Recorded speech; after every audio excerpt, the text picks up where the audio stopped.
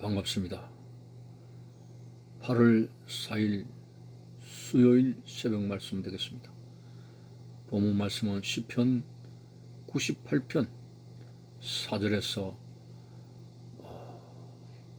8절까지입니다. 온 땅이여 여호와께 즐거이 소리칠지어다. 소리내어 즐겁게 노래하며 찬송할지어다.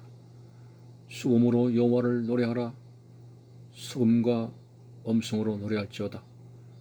나팔과 호각 소리로 왕이신 여호와 앞에 즐겁게 소리칠지어다. 바다와 거기 충만한 것과 세계와 그 중에 거주하는 자는 다 외칠지어다. 여호와 앞에서 큰 물은 박수할지어다. 산악이 함께 즐겁게 노래할지어다. 그렇습니다. 오늘 본문의 말씀대로 하나님은 인간들로부터 영원히 찬송을 받으실 분이고 박수를 받으실 존귀하신 분입니다. 왜 그렇습니까?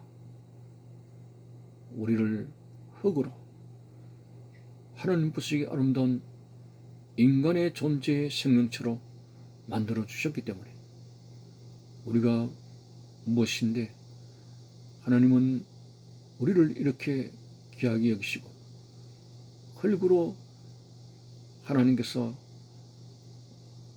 정말 심혈을 다하셔서 만드신 최고의 걸작품 중에 하나가 바로 인간의 존재가 아니겠습니까? 하나님 보시기에 좋았더라의 인생입니다. 하나님께서 그 인간을 복되게 하시사 에덴 동산에서 참 영원히 그곳에서 살 수 있게 되고 없는 것이 없으며 거기서 영생복락을 누리도록 하나님께서 인간의 존재를 귀하게 여기시고 그렇게 삶의 터전을 주셨습니다.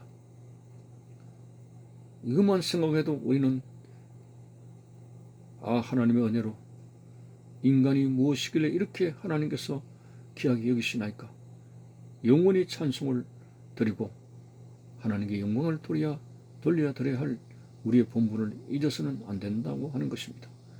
오늘 본문에서 온 땅이여 여호와께 즐거이 소리칠지어다. 소리내어 즐겁게 노래하며 찬송할지어다. 수금으로 여호와를 노래하라. 수금과 음성으로 노래할지어다 라고 계속 하나님을 찬양하고 노래하라고 했습니다. 하나님의 사랑은 위대하시다라고 하는 것입니다. 자, 그런데 우리가 에덴 동산에서 아담이 그 선악과의 유혹을 이겨내지 못하고 이브와 함께 불순종하게 되어서 하나님의 말씀을 어겼습니다. 자, 그 이후로부터 인간은 사탄의 속성을 가지게 되어 얼마나 악하게 살아가는지 사람을 죽이고 미워하고 시기하고 질투하고 전쟁하고 이런 일들이 비일비재하여 세상은 온통 악의 그러한 양상들이 극성을 이루고 있는 그러한 타락의 양상으로 바뀌게 되었습니다.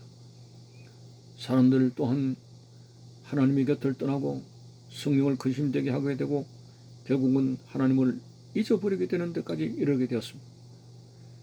자, 이럼에도 불구하고 하나님께서 인간의 존재를 귀하게 여기시고 비록 죄를 지은 죄인들이지만은 하나님께서는 그 죄인들의 죄를 용서하시고 다시금 하나님의 자녀로 받으시기 위해서 자기의 하나밖에 없는 독생자 예수를 이 땅에 보내셔서 갈보리 언덕에 대속의 제물로 삼으셨다는 이 두 번째 하나님의 위대하신 사랑을 우리는 말로 다 할 수 없을 것입니다. 하나님이 세상을 이처럼 사랑하사 독생자를 주셨으니 이는 누구든지 저를 믿는 자는 멸망치 않고 영생을 얻게 하려 하심이라고 그렇게 기록이 되어졌습니다. 우리를 흙으로 창조하셔서 영원한 생명을 주시겠다고 에덴 동산에 거하게 하신 것만 해도 우리는 영원히 하나님을 찬양해야 되는데 말씀을 버리고 타락했음에도 불구하고 비록 에덴 동산에서 추방되기도 했습니다만 그럼에도 불구하고 우리를 불쌍히 여겨주셔서 예수 그리스도를 통해서 우리를 불러 모시고 구원해 주시는 이 하나님의 긍휼하심의 사랑 또한 우리는 영원히 그분을 찬양해야 될 것입니다. 아, 하나님의 은혜로 이 쓸데없는 자 왜 구속하여 주는지 나는 알 수 없도다. 이런 찬양의 가사처럼 오늘 우리는 하나님의 무한한 사랑, 우리는 영원히 그분을 찬양해야 될 것입니다. 불평불만하는 사람들은 왜 하나님을 원망불평하는지 모르겠습니다. 그들은 분명히 하나님의 사랑을 깨닫지 못한 데서 그런 일들이 나타나지게 될 것입니다. 이스라엘 백성들이 광야 40년 생활 속에서 늘 불평하고 원망하고 살아가지 않습니까? 하나님이 얼마나 그들과 함께 동고동락을 했으며 그들이 입는 옷이 헤어지지 아니할 정도로 하나님이 보살펴 주셨고 하늘의 만나와 그리고 반석을 쳐서 물이 나오도록 해서 낮에는 구름기둥과 밤에는 불기둥으로 그들을 이렇게 인도하셨구만은 오늘 그 이스라엘의 원망 불평하는 그러한 잘못된 양상을 가지고 살아서는 안 됩니다. 영원히 우리 인간을 존귀하게 생각하시는 하나님, 죄는 결코 용납하지 아니하시는 분입니다.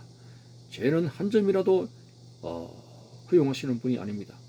그러나 죄를 지은 인간은 하나님이 긍휼히 여기셔서 그 지은 모든 죄를 다 사하시고 우리를 구원해 주시는 하나님의 사랑, 참으로 하나님께서 우리를 이렇게 귀하게 보시는 하나님의 사랑 앞에 우리는 어떤 일을 만나도 믿음으로 살고 하나님께서 특별히 영안을 열어주셔서 하나님을 알게 하시고 하나님의 섭리 속에 살아가게 하시니 얼마나 감사합니까?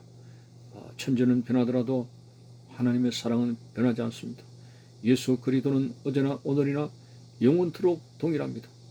이 동일한 사랑을 받고 살아가는 여러분들이여, 우리는 우리의 입에서 오늘 본문처럼 영원히 감사하고 하나님을 찬양하고 나 같은 죄인이 무엇이간데 나를 사랑하시고 나를 불러주시고 저 영원한 하나님의 가나안 땅으로 들어가게 하시는지 그밖에 우리는 감사할 것밖에 없습니다. 여러분, 불평불만하는 생활이 오래 가게 되면 습관을 이루게 되고 그 습관은 나쁜 인격을 형성하게 됩니다.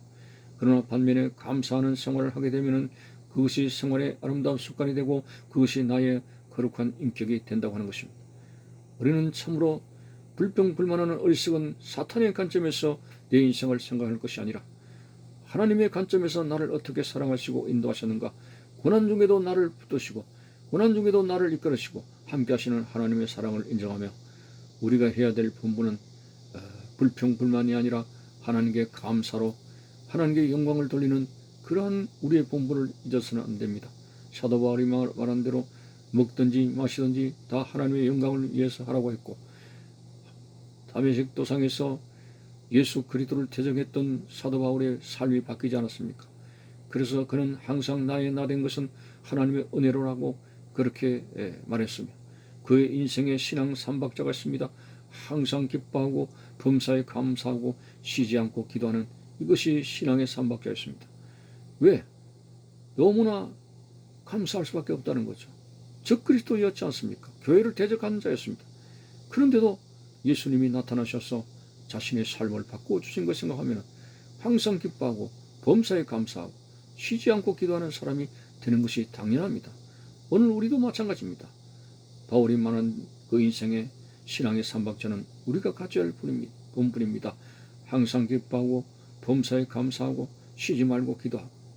한 번은 바울이 점쟁이 귀신을 쫓아 주었다는 것 때문에 사람들에게 선동이 되어져서 결국 빌립보 감옥에 매를 진탕 맞고 쓰러져 있는 바울. 온 몸에 욱신거리고 그 타박상으로 인해서 매우 고통스러운 밤이었습니다. 그럼에도 불구하고 바울은 기도하면서 아마 방언으로도 했을 것이고 권세 있는 기도를 했을 것이고 그리고 하나님을 찬양했습니다. 그 고통과 고난 중에도 자신이 받은 은혜를 생각하면 찬양할 것밖에 없다는 것이죠. 그래서 어떤 내용으로 찬양을 했었는지 모르지만 감사가 매우 무르익는 찬양을 하게 됐을 때 하나님 그 찬양을 받으시고 옥문이 열리게 되고 지진이 일어나게 되고 족쇄가 풀리게 되는 큰 기적의 역사가 나타나게 되었습니다. 그런 감방 속에도 주 예수를 믿으라.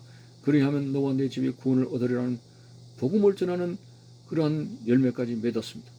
오늘 바울처럼 우리는 항상 기뻐하고 하나님을 감사하고 쉬지 않고 기도하며 어둠의 세력을 물리치고 항상 하나님을 즐거워하고 하나님을 기뻐하는 그 구원의 은혜를 오늘 본문처럼 영원히 찬양할 수 있는 그런 모습들이 되시기를 바라는 것입니다. 감사합니다.